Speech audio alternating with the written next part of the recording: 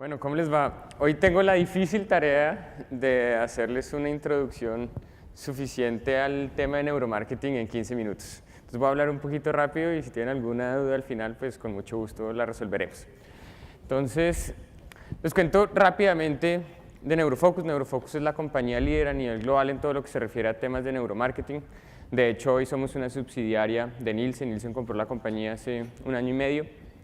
Y básicamente lo que hacemos es estudios de mercado con el objetivo de eliminar los sesgos que tradicionalmente se dan en investigación y obtener información de mucha mejor calidad, ¿no? Entonces, algo importante en relación a todo este tema del neuromarketing, y es que yo siempre digo que de todo lo que está pasando en el mundo de las neurociencias, lo que nosotros hacemos con ese conocimiento es tal vez lo menos importante. La vida o el mundo como nosotros lo entendemos hoy va a cambiar radicalmente en las próximas 2 décadas sobre la base de los avances que se están dando en el mundo de las neurociencias. Para darles un ejemplo, hay un grupo de neurocientíficos muy importante desarrollando equipos de estimulación magnética cerebral que permiten generar habilidades de forma espontánea. Entonces, si yo soy una persona que no tengo la más mínima idea de pintar, me estimulan cierta zona del cerebro relacionada con las habilidades artísticas y después de unos 15-20 minutos empiezo a pintar muy bien. Uno de nuestros neurocientíficos, que hace parte del equipo neurocientífico de Neurofocus, acaba de desarrollar el primer computador que es capaz de transformar los pensamientos en palabras. Entonces, hay una cantidad de avances en este tema, en toda esta ciencia relacionada con el cerebro, que al final, obvio, muy interesante el tema de hacer estudios de mercado de una forma más objetiva y precisa, pero pues en verdad es muy poco importante en relación a todo lo que está pasando. Y esto es un poco lo que les quería contar en relación al tema de los neurocientíficos que están detrás de todas estas investigaciones. Esto al final nos dice que el neuromarketing tiene un fundamento científico muy sólido y que los que trabajamos en este tema no nos tomamos nada a la ligera.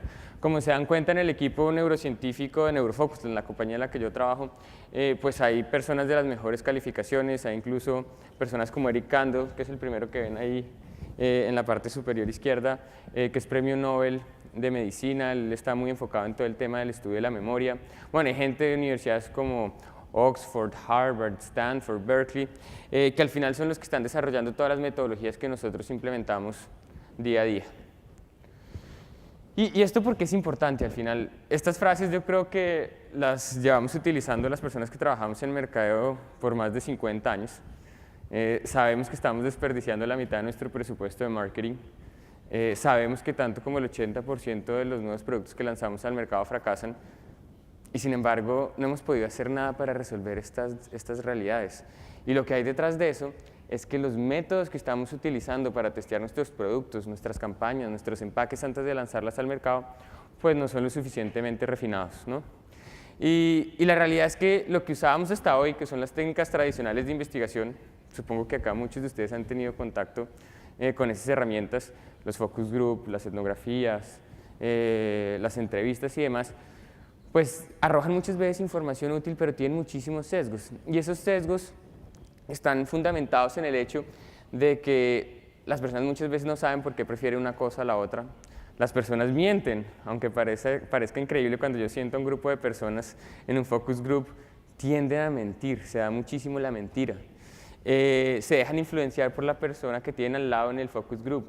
Tratan de ser complaciente con la persona que los está entrevistando. Entonces, al final, todos esos sesgos nos terminan afectando la calidad de la información que obtenemos, y eso es muy grave porque sobre la base de esa información es que tomamos las decisiones de negocio más importantes.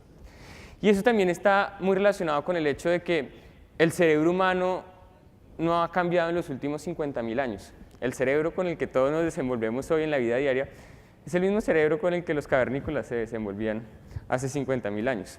Eso implica que nuestro cerebro, con el cual trabajamos hoy en día, evolucionó para reaccionar frente a estímulos de este tipo, y hoy se ve enfrentado a escenarios de este tipo. Eso al final, la implicación que tiene es que una gran parte de la información que recibimos del medio ambiente se procesa de forma subconsciente. porque hay una sobrecarga de información que el cerebro no es capaz de procesar y la procesa de forma subconsciente.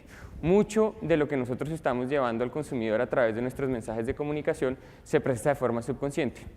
Esa información que se procesa de forma subconsciente termina teniendo un impacto muy grande en cómo responde el consumidor frente a nuestros mensajes, frente a nuestras marcas. Y hasta hoy no había una forma realmente objetiva de indagar qué era lo que pasaba en ese campo subconsciente de la mente. De hecho, nosotros hemos identificado que en el contexto de un supermercado moderno, el cerebro está recibiendo cada segundo 11 millones de bits de información. Y de esos 11 millones de bits de información, solo puede procesar de forma consciente 40. Entonces, como se dan cuenta, la gran mayoría de la información que estamos recibiendo se está procesando de forma subconsciente. Entonces, les voy a contar en 2 minutos cómo hacemos los estudios de neuromarketing y cómo se utiliza el conocimiento neurocientífico en el campo del mercadeo. Básicamente lo que hacemos es coger un gorrito como el que le ven ahí a la niña, que de hecho hemos trabajado fuertemente para que se vea bien y que sea un poco fashion. Ustedes me dirán si hicimos un buen trabajo. Y en ese gorrito tenemos 64 sensores. En cada uno de esos 64 sensores medimos la actividad cerebral 2000 veces por segundo. Eso lo que nos permite es identificar las zonas del cerebro que se van activando y los circuitos neuronales que se van activando y así entender qué es lo que realmente está pensando o sintiendo una persona. Ojo que es súper importante medir toda la actividad cerebral, medir la totalidad del cráneo de las personas. Es la única forma de realmente entender qué es lo que están pensando y sintiendo nuestros consumidores, porque al final el cerebro funciona, digamos, de una forma holística y para entender qué está pasando en una zona es importante entender qué está pasando en la otra. Toda esta tecnología que utilizamos electroencefalográfica, este gorrito, lo complementamos con mediciones de eye tracking. ¿Quiénes han tenido algún contacto con tecnología de eye tracking? Supongo que muchos, ¿no?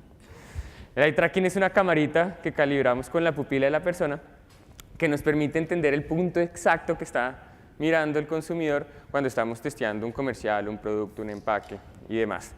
Eso es muy útil porque si ya sabemos qué es lo que realmente está pensando, sintiendo la persona, lo siguiente que queremos saber es qué dentro del estímulo es lo que realmente está generando esa respuesta. Entonces, por ejemplo, si estoy testeando un comercial para televisión, lo que quiero saber es si la modelo, el empaque, el producto, el paisaje, qué es lo que realmente estaba generando esa respuesta favorable, ¿no? El eye tracking en solitario, aunque se utiliza, es peligroso, porque si uno utiliza tecnología de eye tracking aisladamente, corre el gran riesgo de no entender realmente qué es lo que estaba pasando, porque yo identifico a dónde estaban mirando las personas, por cuánto tiempo estuvieron mirando cierta zona del estímulo, pero no tengo la más mínima idea si era porque les gustaba, si no les gustaba, si realmente estaban concentrados en lo que estaban viendo o no. Entonces, es la tecnología que utilizamos. ¿Y qué medimos con eso? Al final medimos 7 variables fundamentales y me voy a centrar en la más importante, que es el tema de emoción, por cuestiones de tiempo. De todo lo que nosotros medimos, lo más importante es la emoción. ¿Por qué? Porque nosotros hemos identificado que el mayor predictor de éxito para mi marca, para mi producto, para mi negocio en general, es generar un vínculo emocional con el consumidor. Y eso hasta hoy era muy difícil de medir. Se imaginarán que para todos los seres humanos es muy difícil identificar nuestras propias emociones y más difícil aún verbalizar esas emociones. Entonces, lo interesante de estas metodologías es que podemos medir directamente del cerebro qué es lo que está sintiendo el consumidor y la intensidad con la que se está presentando esa emoción. Estas variables que medimos, que es emoción, memoria y demás, nos permiten sacar otros indicadores de desempeño de mercado como intención de compra. ¿Cómo podemos llegar a ese tipo de métricas? Cruzando la información de lo que está pasando en el cerebro de cada individuo con el benchmark que hemos logrado a través de miles y miles de estudios en los últimos años, en los que, por ejemplo, hemos identificado que cuando yo le presento un comercial de televisión a una persona y hay una respuesta emocional muy fuerte y además lo está codificando en su memoria a largo plazo, eso normalmente se ha traducido en éxito en ventas, en éxito a nivel de negocio. Entonces, de esa forma sacamos otros indicadores de desempeño en el mercado que complementamos con un test que hemos llamado el test de respuesta subconsciente. Como les decía, mucha de la información que procesa nuestro consumidor de nuestros mensajes, de nuestras marcas, de todos nuestros esfuerzos de mercadeo, se procesa de forma subconsciente. Por lo tanto, es tremendamente importante entender el impacto a nivel subconsciente que está teniendo nuestra comunicación. Y para eso utilizamos un test en el que medimos qué es lo que queda a nivel subconsciente en la mente de nuestros consumidores una vez son expuestos a un estímulo, por ejemplo, un comercial de televisión. Entonces, digamos que hay una cantidad de complejidades neurocientíficas detrás, pero al final lo que hacemos es medir qué pasa en la mente del consumidor inmediatamente después de haber sido expuesto a un comercial, un empaque, un producto y demás, ¿no? Esa es un poco la descripción de cómo funciona a nivel metodológico todo este cuento del neuromarketing. Los minutos que me quedan, que creo que no son más de 10, los voy a dedicar a contarles las aplicaciones prácticas que tiene toda esta metodología en el tema de la publicidad y los medios. Como ven acá, pues lo aplicamos en infinidad de áreas dentro del campo del mercadeo. Hacemos estudios de marca, testeos de productos, de empaques, hacemos muchísimo trabajo en las tiendas, en todo el contexto shopper y demás, pero hoy obviamente por temas de tiempo y demás me voy a centrar específicamente en el tema de publicidad. Este es un ejemplo de cómo se ve un testeo de comercial a través de neuromarketing. Lo que ven en la pantalla, el cuadrito, es el eye tracking, es decir, a dónde estaban mirando las personas. Y acá a la izquierda ven segundo a segundo qué estaba pasando a nivel de atención, de emoción, de memoria.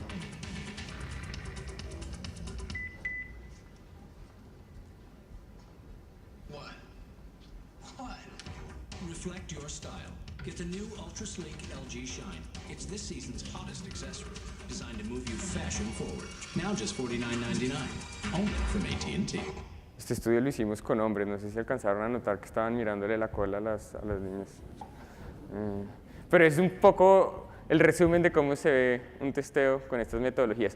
Y eso al final nos lleva a análisis de este tipo, en el que identificamos en una pieza de 20, 30, 40 segundos cuáles son esos momentos que funcionaban dentro del comercial y cuáles son esos momentos en los que definitivamente no estábamos logrando una buena respuesta y que yo debo modificar para elevar la efectividad de la pieza. Y ese mismo análisis se hace para cada una de las variables que nosotros medimos. Entonces, uno puede identificar muy claramente cuáles son esos momentos del comercial que realmente me permitían conectar con mi consumidor, en el que había una respuesta emocional muy fuerte. O, por ejemplo, cuáles eran los momentos en los que había una activación muy fuerte a nivel de memoria.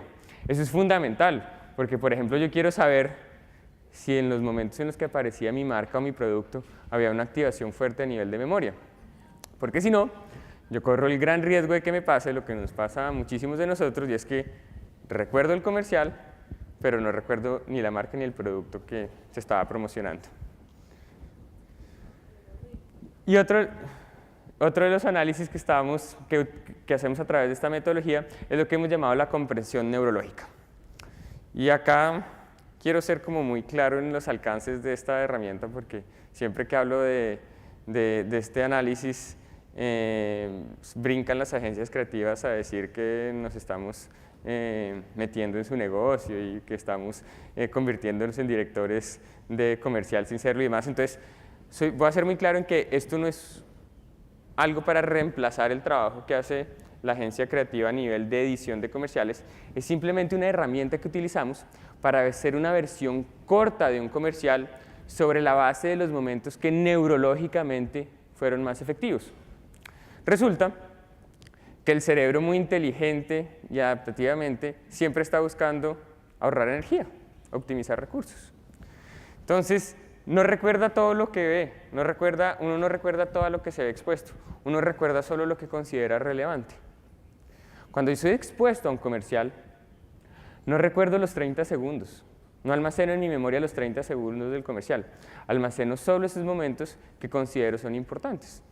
Entonces, cuando hacemos este análisis a través de un software, esto se hace de forma totalmente automática, lo que hacemos es automatizar ese proceso que haría el cerebro de nuestros consumidores de forma natural. Entonces, voy a presentar una versión de comercial completa y la versión corta del comercial sobre la base de esta compresión neurológica que hacemos nosotros. In this corner, the heavyweight champ, the new Colgate 360 Actiflex. Oh, yeah, look at those moves. I hear he cleans more than just teeth, and since 80% of bacteria aren't on teeth, his flexible head moves left, right. It really cleans around and in between teeth. And gums, too. And he goes in with a cheek and tongue cleaner, knocking out more bacteria with a 1-2 punch. Ooh. The whole mouth is clean. Bacteria down for the count. Colgate 360 Actiflex. Teeth, tongue, cheeks, and gums for a whole mouth clean. Colgate, recommended by dentists. es el comercial completo. New Colgate Y esta es la 360 versión Extra cortica. Flat cleans more than just teeth. Bacteria aren't on teeth. Goes in with a cheek and tongue cleaner. Mouth is clean. Bacteria down. Colgate 360 Actiflex. Colgate, recommended by dentists. Muchas veces a uno le cuesta trabajo identificar qué es lo que falta y es precisamente por eso, porque estamos facilitándole el trabajo al cerebro, haciendo lo que normalmente haría el cerebro de nuestros consumidores. Otra de las aplicaciones, y voy a correr porque creo que ya me quedé sin tiempo, que tiene el neuromarketing en el mundo de los medios es hacer estudios de efectividad publicitaria teniendo en cuenta el contexto en el que se pautan los comerciales. Resulta que el contexto en el que yo pauto mi comercial tiene un impacto muy grande sobre la forma en la que el consumidor responde frente al mismo. Entonces, si yo tengo un comercial de carros, pues obviamente el comercial va a ser mucho más efectivo si lo pauto en un comercial cuya temática esté relacionada con el mundo automovilístico. Entonces, uno de los estudios que uno puede hacer con esto es testear los comerciales de los anunciantes. Por ejemplo, un canal de televisión, una cadena, puede coger los comerciales de sus anunciantes más importantes, testearlos en su programación, en la programación de la competencia, para ver en cuál de los dos contextos se desempeña mejor y así poderle hacer una recomendación a sus clientes, a sus anunciantes, de pautar en su programación sobre la base de la efectividad de dichos comerciales, ¿no? Obviamente también se puede utilizar esta metodología para hacer estudios en los que identificamos la efectividad de una misma campaña en distintos medios. Este es un ejemplo de un estudio que hicimos para Visa, en el que testeamos un comercial en distintos medios. Curiosamente, en la gran mayoría de los estudios que hacemos de este tipo en los que incluimos Facebook, el desempeño de las campañas publicitarias en Facebook tiende a ser muy superior. Y eso está muy mediado por el estado emocional en el que están los consumidores cuando están navegando en Facebook. Están en un estado emocional muy favorable y eso, digamos, se transmite hacia las campañas que ahí se pautan. Bueno, también hacemos análisis de patrocinios, también testeamos muchísimo contenido televisivo, programas y demás. Voy a correr alguna porque ya me están haciendo caritas. Les iba a presentar algunos ejemplos de ROI en los que hemos testeado estímulos con estas metodologías. Por ejemplo, esta fue una portada que testeamos para New Scientist, una revista científica muy importante, en la que a través de un testeo identificamos cuál de estas tres alternativas de portada era la más efectiva y al momento de la utilización de la misma se logró un incremento de circulación del 12%. Iba a terminar con algunos datos del cerebro femenino, pero creo que me matan. Sí. Voy a tomar 2 minutos. La razón por la que siempre termino hablando del cerebro femenino es que yo creo que el mayor error del mercadeo moderno es obviar la importancia de la segmentación por géneros. Muchas veces segmentamos de acuerdo a la edad, a la ubicación geográfica, a nivel socioeconómico y pensamos que si el target es mixto son hombres y mujeres y ese es el más grande error que podemos cometer porque resulta que el cerebro de los hombres y de las mujeres funciona de forma radicalmente distinta. Y esas diferencias median en la forma en la que unos y otros responden a los estímulos de mercado y comunicación. Entonces les voy a dar 2 facts del cerebro científico porque si no me dijeron que si me demoraba más de los 15 minutos iba a abrir un hueco acá y iba a salir volando. Entonces voy a tomarme 2 minutos. Curiosamente el cerebro femenino es 9% más pequeño que el masculino. Eso no significa que las niñas sean menos inteligentes. Simplemente significa que es un cerebro más compacto con el mismo nivel de conectividad. De hecho, este es un par de slides de una investigación muy extensa que hicimos del cerebro femenino. Siempre digo que al final el cerebro femenino es el supercerebro de la naturaleza. Nosotros en comparación con las mujeres estamos en absoluta desventaja. Pero algunas diferencias importantes a tener en cuenta, sobre todo en términos de mercado y comunicación. Las mujeres son mucho más intuitivas. La ínsula, que es la zona donde está la intuición en el cerebro, está mucho más desarrollada en las mujeres. De igual forma, el cingulado anterior está mucho más desarrollado. El cingulado es lo que los neurocientíficos han llamado el centro de la preocupación del cerebro. Por eso es que las mujeres siempre son las que dicen, nos vamos a estrellar, nos vamos a matar, nos van a robar. Y eso está mediado por el rol que las mujeres tuvieron. Mientras nosotros los hombres nos íbamos a cazar animales y a pelear con el mamut, las mujeres se quedaban cuidando de la familia y desarrollaron una cantidad de habilidades cerebrales que les permitían ser mucho más precavidas frente a los peligros del medio ambiente. Eso en comunicación es muy importante, porque las mujeres se estresan muy fácil y nosotros no podemos generar emociones negativas con la comunicación que dirigimos a las mujeres. Bueno, voy a obviar algunas de estas cosas porque no tengo tiempo. 30 segundos. Yo creo que esto no sorprende a nadie. Las mujeres tienen las zonas del cerebro relacionadas con el lenguaje muchísimo más desarrollado. De hecho, una estadística es que las mujeres utilizan en promedio 20.000 palabras al día, mientras los hombres utilizamos 7.000. Entonces, ese es un buen dato para los hombres. Cuando estén en la casa con su señora y les esté peleando por no hablar, díganle que ya se les acabaron las 7.000 palabras del día. Eso es muy importante en comunicación, porque como se imaginarán, la comunicación hacia mujeres puede tener un contenido semántico mucho más rica que la de los hombres. A los hombres nos gusta que nos digan las cosas directamente, que vayan al punto y que no le den vueltas al asunto. Y finalmente, para terminar, y este es mi último slide, quería hablarles de la memoria emocional del hipocampo. Yo sé que hoy van a ver algo así como 30 presentaciones y difícilmente van a recordar todas ellas. Sería demasiado optimista yo pensar que van a recordar todo lo que les he contado hoy. Pero les pediría que esto no se les olvidara, porque esto es lo más importante a nivel de mercadeo hacia las mujeres. Las mujeres tienen el hipocampo mucho más desarrollado. El hipocampo es esa estructura cerebral encargada de los recuerdos emocionales. Por eso es que las mujeres no olvidan. Por eso es que las novias, esposas de uno, se acuerdan de todas las peleas que uno ha tenido con ellas. El ejemplo más claro son los niños chiquitos en el colegio, ¿no? Cuando hay dos niños hombres en el colegio y se pelean, se dan 3 trompadas y a los 5 minutos son amigos como si nada hubiera pasado. Las niñas se pelean y no se dan 3 trompadas, pero una dura planeando 6 meses qué es lo que le va a hacer a la otra. Eso en comunicación es muy importante, porque resulta que cuando nos equivocamos con nuestro target femenino, difícilmente vamos a lograr ganar su lealtad de vuelta. Tenía un par de cositas más, pero creo que me van a matar, entonces con eso los dejo. Muchísimas gracias.